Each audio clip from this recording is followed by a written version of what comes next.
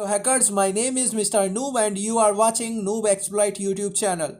Termux series को सीखने का ये 10वां वीडियो ट्यूटोरियल है जिसमें आज आप देखने वाले हो पाथ नेविगेशन टर्मक्स के अंदर।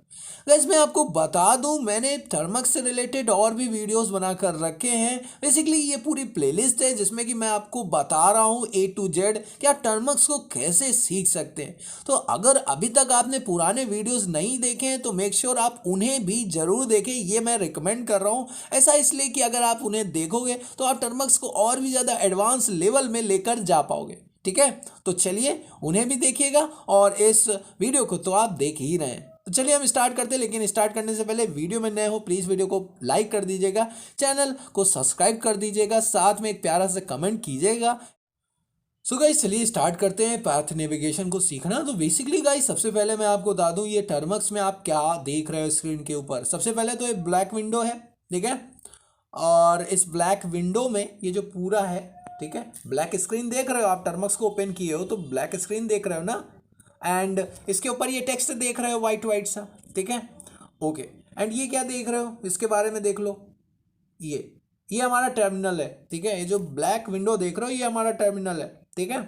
टर्मिनल मतलब जिसमें आप काम करोगे, ये एक प्रोग्राम है, ठीक है। टर्मिनल एक प्रोग्राम होता है जिसमें आप काम करते हो, टर्मिनल एक प्रोग्राम होता है। टर्मक्स क्या है देखो, सबसे पहले समझने की कोशिश करो। टर्मक्स को जैसे ओपन करोगे ब्लैक विंडो आ जाएगी, तो वो ब्लैक विंडो जो है वो क्या है, वो है टर्मिनल।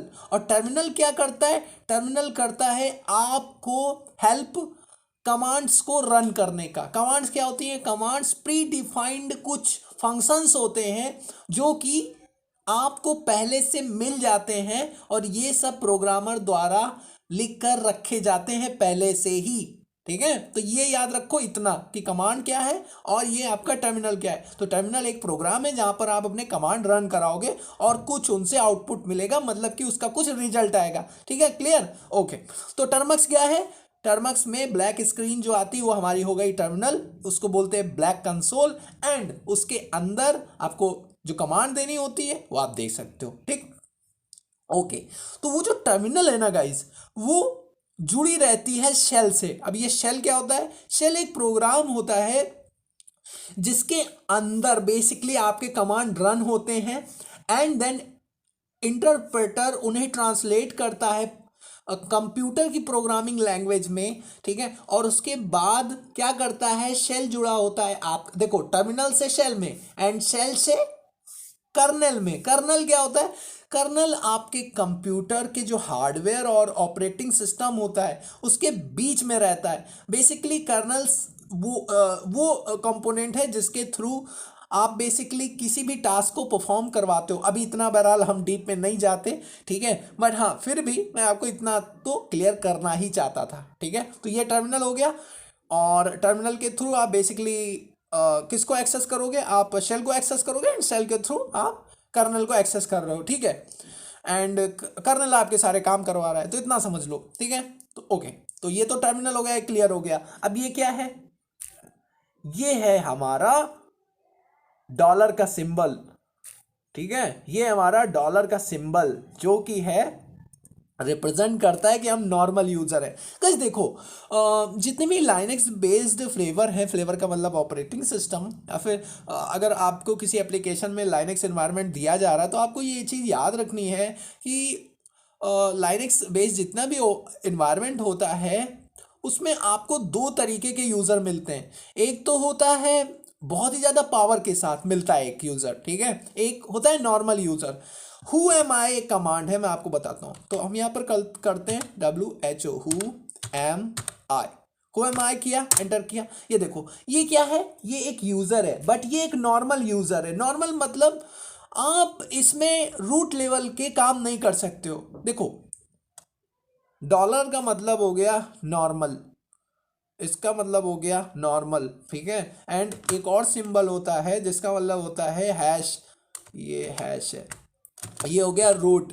एंड रूट से क्या होता है, बेसिकली आप और भी ज़्यादा एडवांस लेवल के काम परफॉर्म कर सकते हो। तो इतना मत जाओ डीप, बट इतना ही आपको याद रखना है। इसे हम क्लियर कर लेते हैं, let me clear the screen. हमने क्लियर कर लिया, ठीक है। सो बेसिकली और ये क्या है, ये टिल का साइन जो है ना, ये क्या है गाइस, ये जो है बताता है कि होम डायरेक्टरी के अंदर है। ये डॉलर नहीं, ये जो टिल का साइन है ये आ नहीं रहा है गाइस, इसका साइन है। आई थिंक ये बना पाऊँ तो मैं, एक मिनट, ये जो साइन है इसका मतलब है हम होम डायरेक्टरी के अंदर हैं, ठीक है। ओके, इसके बाद अभी लाइनक्स में जितना भी आपका मैटर होता है वो सारा का सारा डायरेक्टरी के अंदर रखा होता है, ठीक है। और हमेशा इसकी जो शुरुआत होती है वो इससे होती है, जिसे बोलते हैं रूट, ठीक है। ये रूट है, इसका मतलब क्या हो गया रूट, ठीक है। स्लैश, यानी कि लाइनक्स में जो फाइल स्ट्रक्चर हायरार्की होता है, इसके बारे में आप मत जाओ इतना डीप, बट हाँ मैं आपको समझाने की कोशिश करता हूँ। जो फाइल स्ट्रक्चर हायरार्की होता है उसमें जो स्टार्टिंग पॉइंट होता है वो होता है हमारा रूट, ठीक है। रूट हमारी जड़, तो यहीं से स्टार्ट होता है, तो आपको इतना याद रखना है। बाद में आपके कॉन्सेप्ट धीमे धीमे क्लियर होते जाएंगे, ठीक है।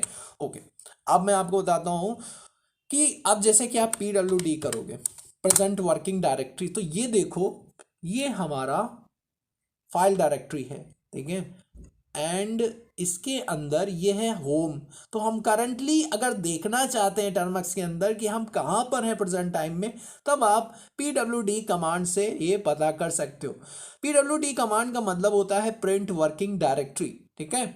आई होप इतना आप समझ गए होंगे। अब हम फिर से इसे क्लियर कर लेते हैं, ठीक है।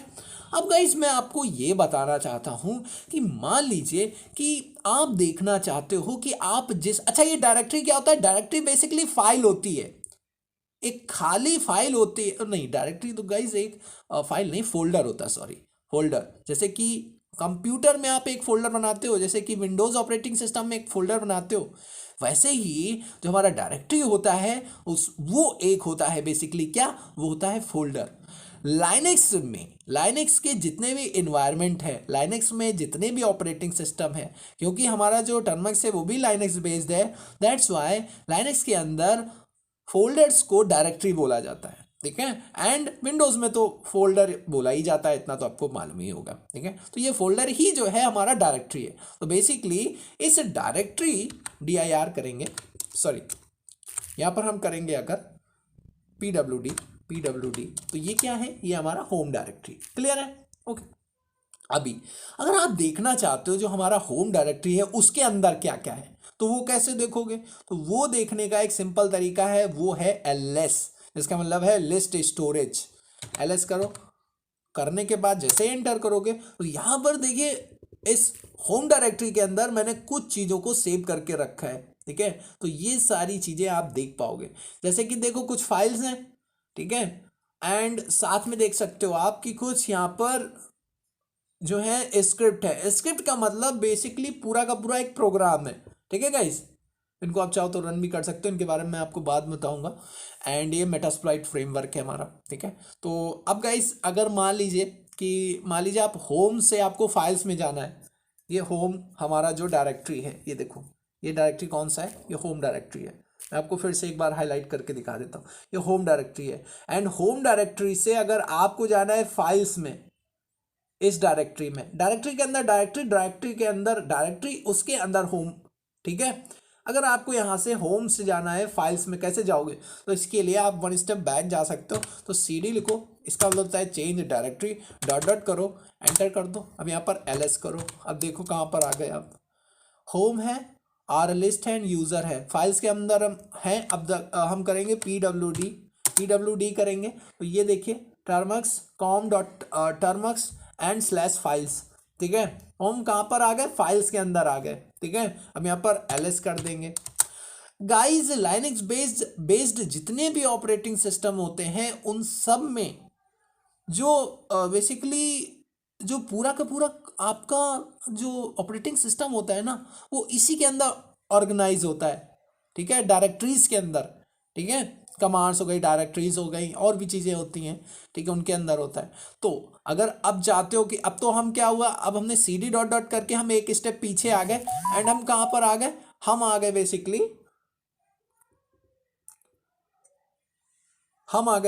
कहाँ पर? हम आ गए यहाँ पर बेसिकली फाइल्स के अंदर, ठीक है। एंड हम जो है अब कहाँ जाना चाहते हैं? अब हम जाना चाहते हैं फिर से होम में। तो आप अगर फिर से जाना चाहते हो होम के अंदर, तो आप लिखो CD चेंज डायरेक्टरी केवल, एंड देन लिख दो होम, ठीक है, एंड एंटर कर दो। अब यहाँ पर हम ls करेंगे, तो हम देखिए होम फोल्डर के अंदर फिर से आ गए। ठीक है गाइस, तो हम फिर से इसे क्लियर कर देते हैं, हम PWD करके बताते, PWD। तो ये देखो होम के अंदर है गाइस, ये था गाइस, इससे जो है आप फिर से होम डायरेक्टरी के अंदर आ गए। क्लियर करते हैं इसको। अब मैं आपको बताता हूँ कि आप जो है फोल्डर कैसे बना सकते हो। ठीक है, फोल्डर बनाना आपको सिखाता हूँ कि आप केवल फोल्डर कैसे बना सकते हो। तो उसके लिए हम क्या करते हैं, सबसे पहले तो एक हम फोल्डर बनाते हैं। तो फोल्डर बनाने के लिए आप लिखिए MKDIR, जिस कमांड का मतलब है मेक डायरेक्टरी, स्पेस देंगे और उसके बाद जो भी आपको फोल्डर बनाना है उसका आप नाम दे दो।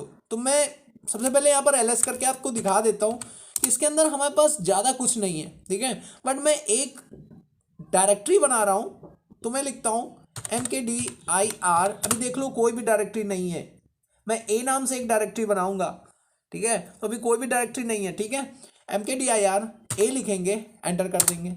अब हम फिर से LS करते हैं, तो अभी देखो गाइस यहाँ पर A आ गया है, ये देखो, और अभी ऊपर नहीं था, इसका मतलब ये A डायरेक्टरी बन चुकी है। अगर आपको A डायरेक्टरी के अंदर जाना है तो कैसे करना था, CD चेंज डायरेक्टरी। अब हम A डालेंगे एंड एंटर कर देंगे। अब हम LS करते हैं, A के अंदर तो कुछ है नहीं, ये देखो A के अंदर हम आ गए हैं।